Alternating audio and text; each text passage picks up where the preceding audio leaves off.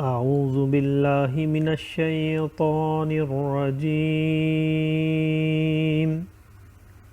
میں پناہ مانگتا ہوں اللہ کی شیطان مردود سے۔ بسم اللہ الرحمن الرحیم، اللہ کے نام سے شروع جو نہایت مہربان رحم والا۔ قل یا ایہا الناس انی رسول اللہ الیکم جمیعا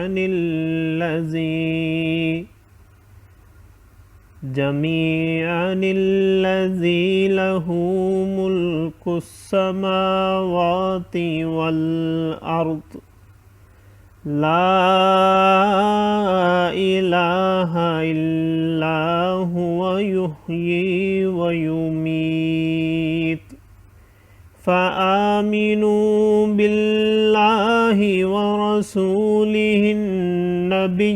الأمی الذی یؤمن باللہ ورسوله النبي الأمي الذي يؤمن بالله وكلماته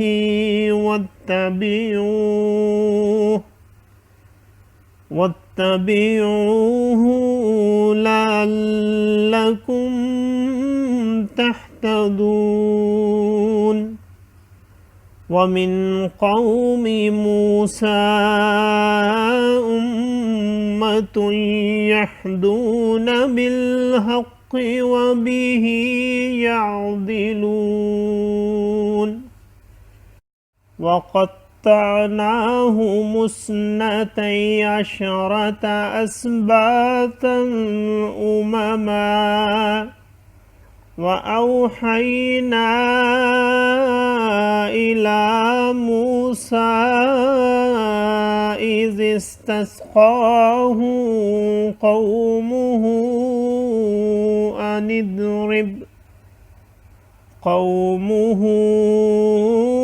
اضرب بعصاك الحجر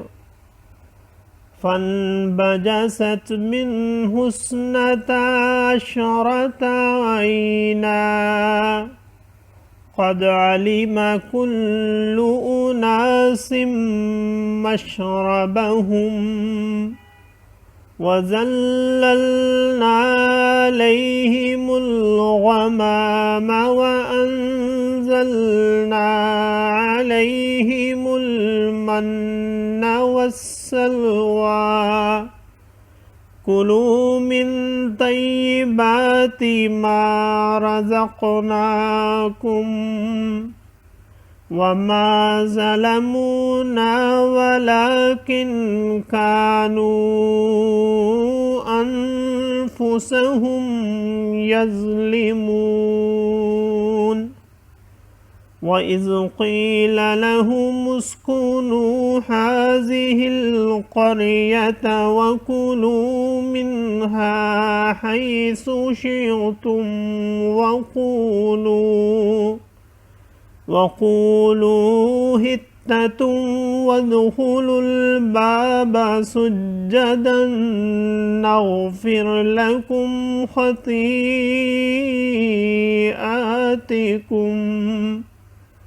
سنزيد المحسنين فبدل الذين ظلموا منهم قولا غير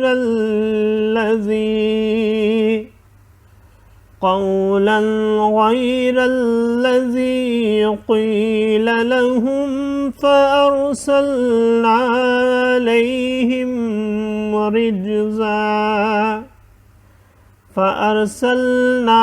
عليهم رجزا من السماء بما كانوا يظلمون صدق اللہ العظیم۔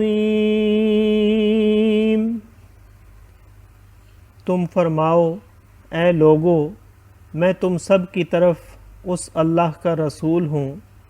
کہ آسمانوں اور زمین کی بادشاہی اسی کی ہے، اس کے سوا کوئی معبود نہیں، جلائے یعنی زندہ کرے اور مارے، تو ایمان لاؤ اللہ اور اس کے رسول بے پڑھے غیب بتانے والے پر کہ اللہ اور اس کی باتوں پر ایمان لاتے ہیں، اور ان کی غلامی کرو کہ تم راہ پاؤ۔ اور موسیٰ کی قوم سے ایک گروہ ہے کہ حق کی راہ بتاتا اور اسی سے انصاف کرتا، اور ہم نے انہیں بانٹ دیا 12 قبیلے گروہ گروہ، اور ہم نے وحی بھیجی موسیٰ کو جب اس سے اس کی قوم نے پانی مانگا کہ اس پتھر پر اپنا عصا مارو، تو اس میں سے 12 چشمے پھوٹ نکلے، ہر گروہ نے اپنا گھاٹ پہچان لیا، اور ہم نے ان پر ابر سائبان کیا اور ان پر من و سلوہ اتارا، کھاؤ ہماری دی ہوئی پاک چیزیں، اور انہوں نے ہمارا کچھ نقصان نہ کیا لیکن اپنی ہی جانوں کا برا کرتے ہیں۔ اور یاد کرو جب ان سے فرمایا گیا اس شہر میں بسو اور اس میں جو چاہو کھاؤ، اور کہو گناہ اترے اور دروازے میں سجدہ کرتے داخل ہو، ہم تمہارے گناہ بخش دیں گے، ان قریب نیکوں کو زیادہ عطا فرمائیں گے۔ تو ان میں کے ظالموں نے بات بدل دی اس کے خلاف جس کا انہیں حکم تھا،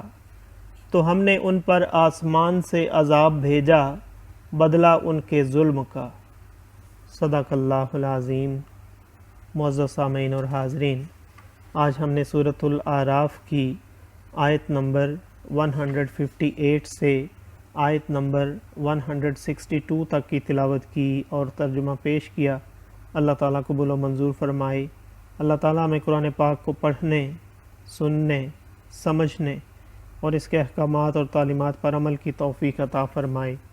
دوران تلاوت اور ترجمہ اگر کوئی غلطی رہ گئی ہو تو اللہ تعالیٰ ہمیں معاف فرمائے۔ آمین۔ جزاک اللہ۔